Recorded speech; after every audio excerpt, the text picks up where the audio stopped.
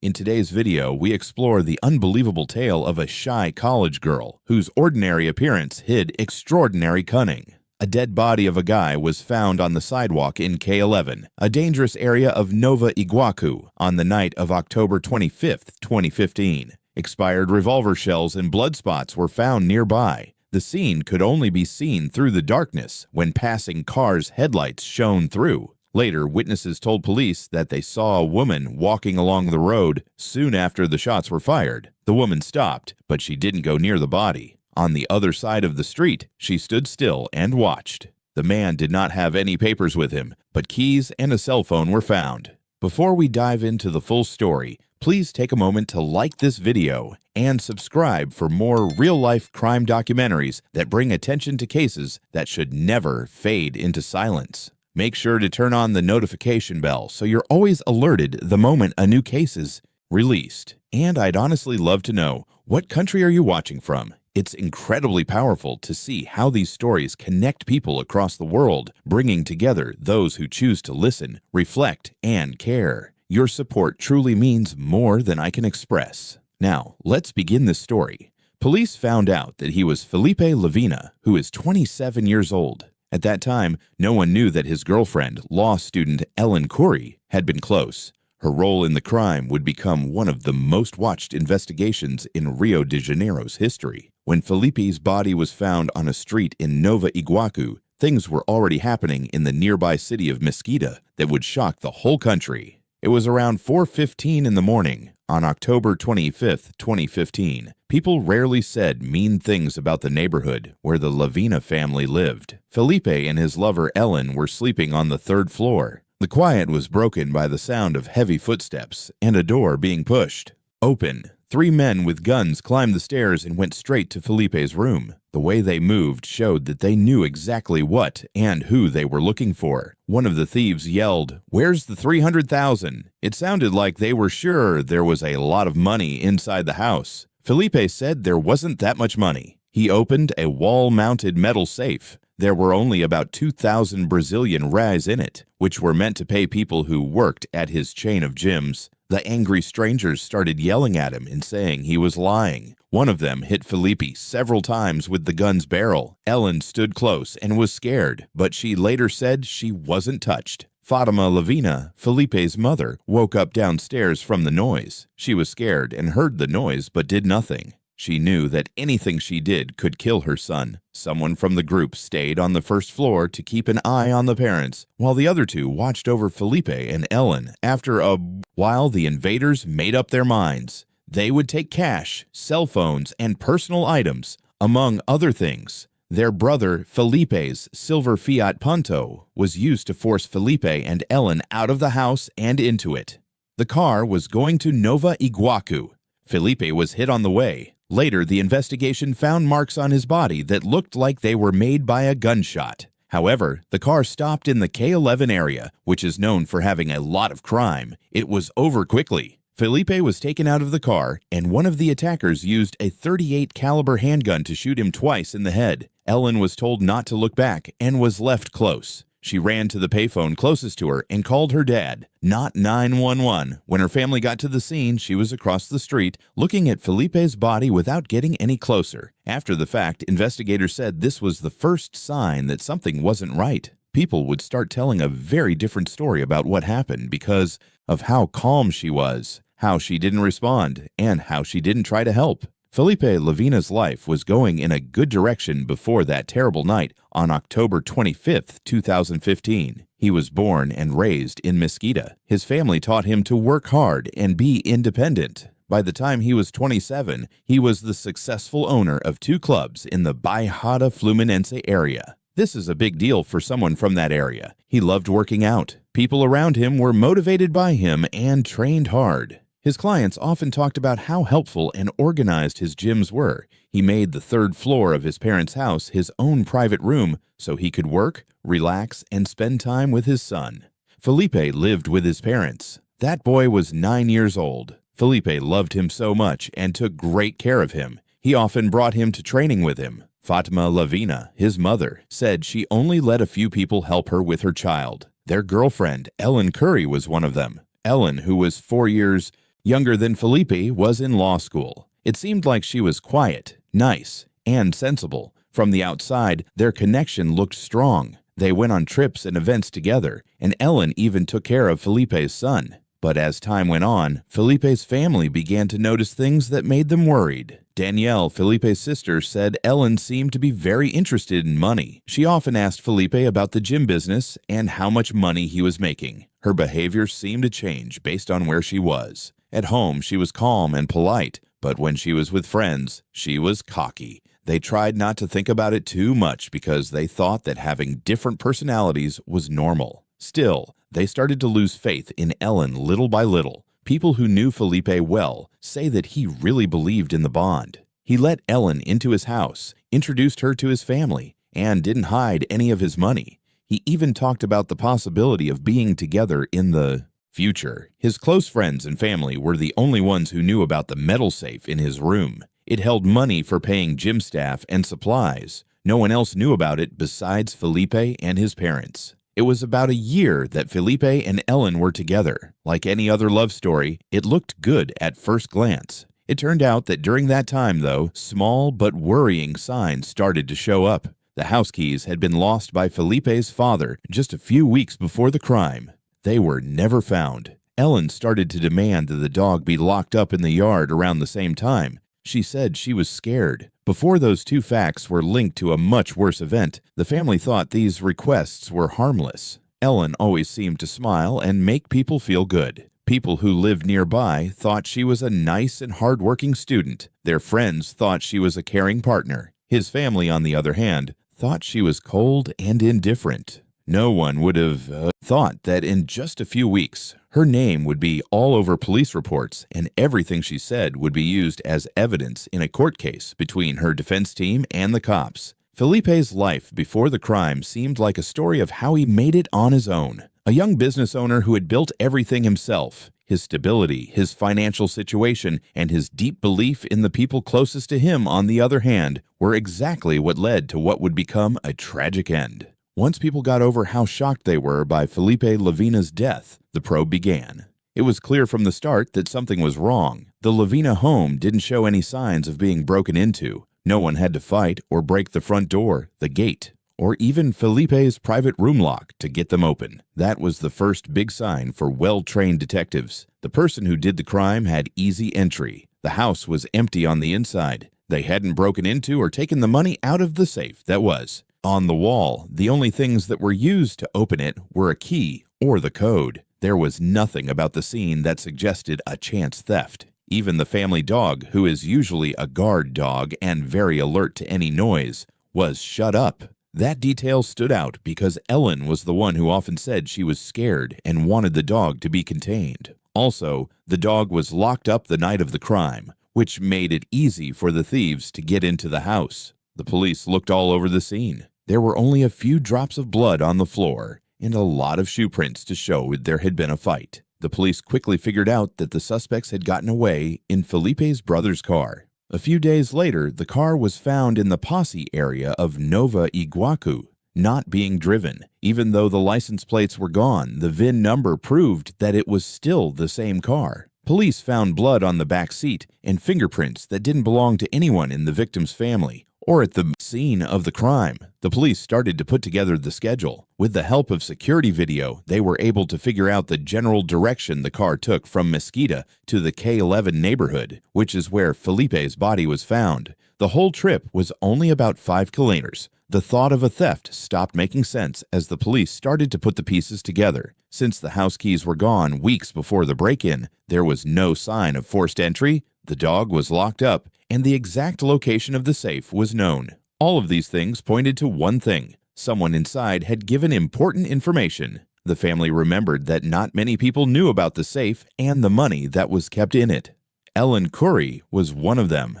At that point, there were no official suspects, but the investigation began to change from looking for unknown intruders to people who were close to Felipe. Ellen was the first person someone asked about Felipe Lavina's death after it was found. The police were expecting shock, Tears, confusion, and maybe even fear. She didn't show any feeling at all. She just stayed calm and answered quickly. She told the cops that everything happened quickly and she didn't see who fired the gun. But a number of inconsistencies started to raise red flags. Ellen never asked for help, for starters. Even though she had a phone with her, she didn't call for help. Second, she clearly pointed police in the direction the suspects had gone, even though she said she hadn't seen the road. Third, people who saw her at the scene said she was acting detached. Although she had just been through a terrible event, she stayed across the street from Felipe's body and never got close. This seemed odd to many people. Even though these things were true, Ellen was only treated as a witness at first. The police kept looking into the idea of a failed robbery. When a man with his 17-year-old son showed up at the station, things changed. Police were told that the teen had been involved in the crime and was ready to admit it. That teenager changed the course of the case. During his statement, he went into great depth about what happened. His words turned the case on its head. He said that the crime was planned ahead of time and that Ellen Curry was the one who started it all. They say she told them exactly where the safe was, how much money was inside, and even gave them the house keys so they could get in without making a sound. He said Ellen told them she would pay them all when the money was taken. The plan was to take Felipe hostage, put stress on him, and make him open the safe. The teen said that things got out of hand when Felipe fought back, and one of the others fired a gun.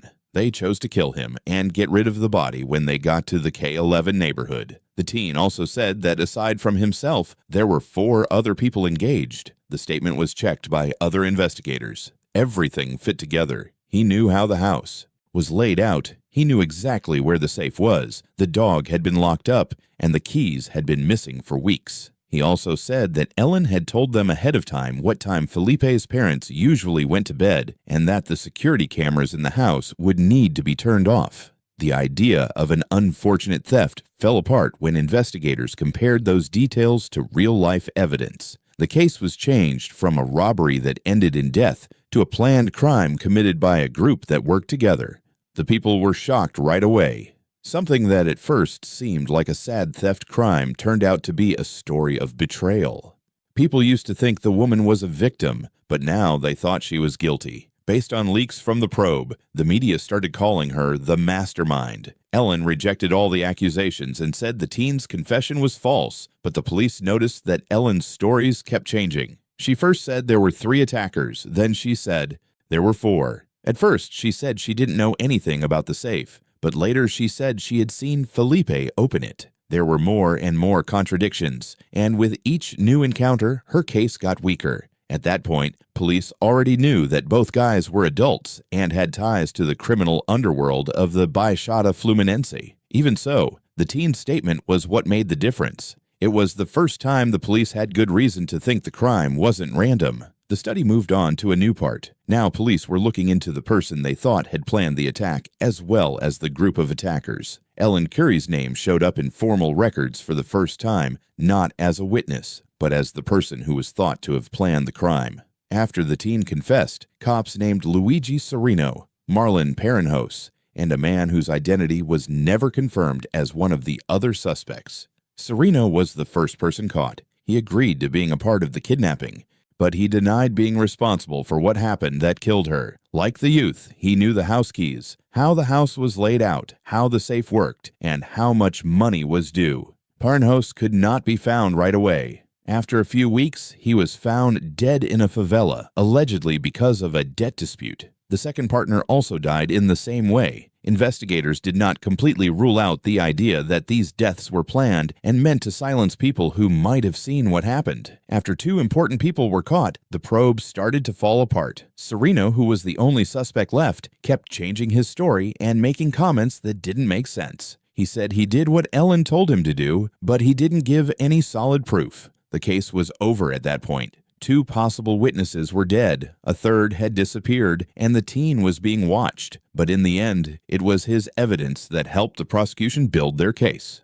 The robbery story was publicly thrown out at the end of this chapter, and the case was reclassified as a planned crime. It was no longer possible to say that it was an accident, since 2 of the suspects were already dead. The investigators focused on the last 2 people they found, Luigi Serino and Ellen Curry. The police officially charged Ellen after looking at her phone records and the teen's account. She was caught early in 2016. Ellen denied any connection and said she had nothing to do with the crime when she was being questioned. The arrest was all over the news in the whole country. The public was divided. Everyone wanted justice, but some saw Ellen as a victim of a bad probe. A few months after she was arrested, her lawyers asked the court to free her, and they did. The judge said there wasn't enough evidence to support keeping the person in jail, so the choice was made. Ellen was told to stay in the city. This was a terrible blow to Felipe's family, who were directly affected by the crime. Family members were furious and said, "The system failed us again." Soon after, investigators presented new evidence, recordings of phone calls that suggested Ellen had been in touch with one of the suspects before the crime. The court said that this broke the rules of her release and issued a second warrant for her arrest. Ellen seemed cool and reserved during her second arrest, which was caught on camera by news crews. The video quickly went around the world. Some thought her calmness meant she was sure she wasn't guilty, while others thought it meant she didn't feel bad about what she did. In 2017, the court turned down another request to free her, saying they were worried Ellen would try to get in the way of witnesses. At that point, the story was famous all over the country. People weren't just talking about the facts on social media, they were also questioning the whole legal system. It was no longer just a court case in Ellen Curry's life. It has become a symbol of how a drama in court can turn into a public conflict where people have strong feelings long before the decision is given. In July 2017, the first criminal court of Nova Iguacu opened the case in the death of Felipe Lavina. After years of investigations, Ellen Curry's name was known all over the country, and a lot of people were very interested in the hearing. There were dozens of people from the area who had been following the story from the beginning, along with reporters and family members. There was tension in the air. Ellen sat at the defendant's table, calm and without any emotion. The prosecutors laid out their charges, which said she planned the crime to get something for herself. Their case was based on the teen's testimony and important pieces of evidence, such as the fact that the house wasn't broken into. She knew how it was set up. The keys were missing, and phone calls were recorded in the days before the event. Prosecutors said Ellen not only knew about the attack plan, but also played a key role in making it happen. In their opening statement, the prosecution said that the crime was an act of betrayal that was done with cold planning and a well-thought-out plan. The defense focused on questioning the teenager's statement as the main part of their case. Ellen's lawyer said that he said those things because the police told him to, and that they were not based on any solid proof. He said to the judge, "This entire case hinges on the word of a teenager trying to lessen his own responsibility." The defense also said that Ellen had no messages with the criminals that connected her to them, and they said that the claimed motive, greed, was not based in reality. The court heard from dozens of witnesses during the hearing. People from Felipe's family, his clubs, his neighborhood, and forensic experts were among them. That teen, who is now the most important witness in the case, testified behind closed doors. He said it again. Ellen had given the group both the keys and valuable information about the money. The judge pointed out that his evidence was not always consistent, but the main points of the prosecution's case stayed the same. There was a very nervous moment when Luigi Serino didn't show up to court. He was supposed to show up, but couldn't be found, and no one knew where he was. The court said that his absence didn't weaken the overall proof, even though it made the order of events more complicated. Ellen also spoke out. It was calm, but she denied any role. She kept saying that she loved Felipe and was stuck in a situation she couldn't change. She said that people she didn't know did the crime, and that her name was used to shift blame, saying, "I lost someone I loved. Now I have to show that I didn't do it." The trial went on for several days. The prosecutors gave a full account of what happened and made it clear that this was not a chance theft. Way too much was known by the suspects. The defense said right up until the very end that there was no direct proof that Ellen Curry did the crime. Judge Ana Cristina Dilla Fernandez gave the decision in front of a packed courtroom on the last day of the trial. The court decided that the prosecution had made a strong case and that Ellen had played a much bigger part than just being involved. She was found guilty of planning the crime with added problems, a cash goal, and breaking the victim's trust. Ellen was given a 30-year sentence in a prison with high security. As the decision was read, she did not move or show any emotion. It was a totally different story from the Lavina family. Felipe's mother and sister broke down in tears and hugged each other, and his father told reporters, "Justice has finally been served." The judge stressed that Ellen, who had a background in law, knew exactly what would happen and used Felipe's trust for her own gain. The court said that the crime was carefully planned and that Ellen's actions after the fact did not show any signs of regret. Right away, her lawyer filed an appeal saying that the teenager's evidence had been forced and that due process had been violated. But in 2018, the Court of Appeals in Rio de Janeiro upheld the conviction, saying that the defense's claims were not strong enough. Court records show that Ellen was told to spend her time at Bangu, a prison for women. Since then, there have been no new developments that show the case has been brought back to life. As for the other people involved, the teenager whose confession was the key to the case spent a few years in juvenile detention and was then freed. Luigi Torino ran away after being questioned early on and is still a wanted criminal. This was the end of one of the most well-known cases in the Baixada Fluminense area. The court said Felipe Lavina's death was a crime from someone in his own circle of trust, and the victim had no reason to think that someone he cared about was putting him in danger. Even though he was officially found guilty, the case is still being talked about in public. Even after all these years, Ellen Curry's name is still not clear. She officially has a 30-year sentence and is being held at Bangu.